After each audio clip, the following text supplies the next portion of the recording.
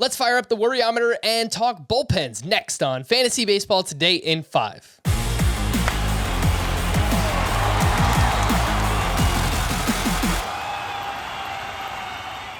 Welcome in to FBT in 5. As always, make sure to follow and stream us on Spotify. Today is Wednesday, April 20th. I am Frank Stanfield, joined by Scott White, and it was a night of firsts for Gerrit Cole. The shortest outing of his career. He did not escape the second inning against the Tigers, and he also walked in a run for the first time in his career. Scott, through 3 starts, Gerrit Cole has a 6.35 ERA and a 1.41 whip. What is your Worryometer on Gerrit Cole? It's on a scale of 1 to 10, probably only like a 2. I mean, obviously, I'd rather him get off to a great start, but the things we worry about most in a small sample, like velocity, spin rate, they seem fine.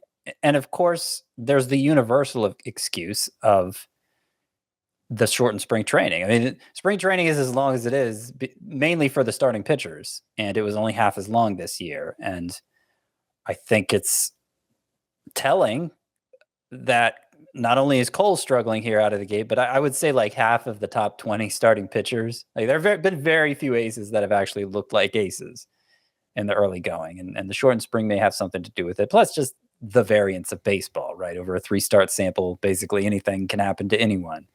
But I don't see obvious warning signs for Cole. It was a cold day in Detroit, and he was uncharacteristically wild.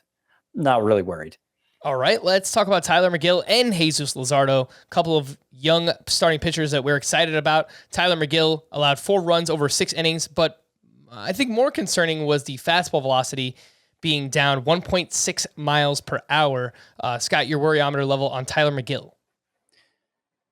I'll go only like 3 or 4 with him. Not particularly worried. I think he deserves a mulligan. It was a cold day.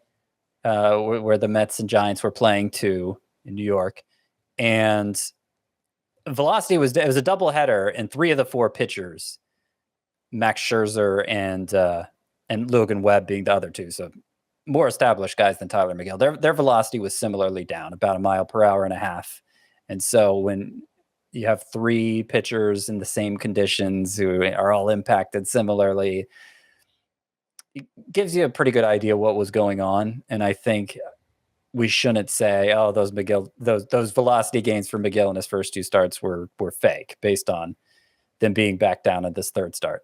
Well, how about Jesus Luzardo, who got hit around here against the Cardinals? He went 4 1/3. He gave up 5 runs on 7 hits and just didn't look as good as he did in his first start when he had 12 strikeouts in that game. Scott, Worryometer level on Jesus Luzardo in this one?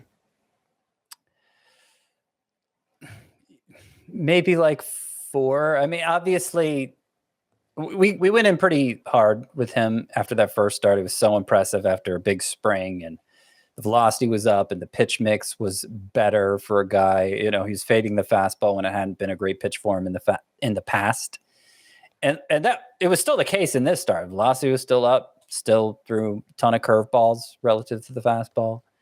So I think good trends still for Jesus Luzardo.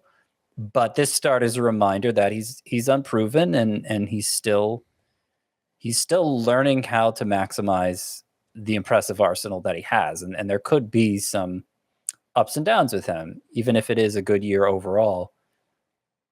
It's also just possible that a good pitcher had a bad start. Of course, that happens to every pitcher on occasion. But because Luzardo isn't that proven, it's reasonable to maybe dial back the enthusiasm just a little and not presume he's going to be an ace for you going forward. All right, let's talk bullpen, Scotty. Josh Staumont picked up another save on Tuesday, his 2nd of the season. That was with Scott Barlow, his teammate, pitching in the 8th inning. Scott Barlow is over 80% rostered on CBS. Would you actually drop him for Josh Staumont, who's only 18% rostered?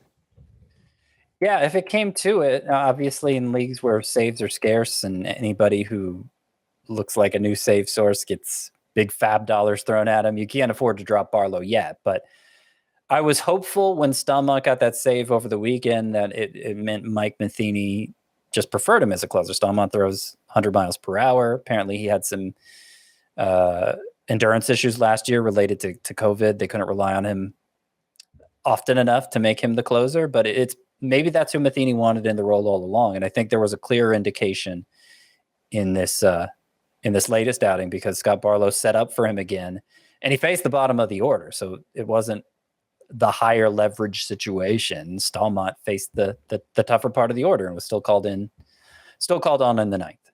And frankly, Staumont just looks awesome. He's like pumping 100 miles per hour. He's looked really good so far. Not that Scott Barlow hasn't, but I think Staumont is the guy for now. I would make that swap as well. For more extensive fantasy baseball coverage, listen to the Fantasy Baseball Today podcast on Spotify, Apple Podcasts, Stitcher, your smart speakers, or anywhere else podcasts are found. And thanks for listening to Fantasy Baseball Today in 5. We'll be back again tomorrow morning. Bye-bye.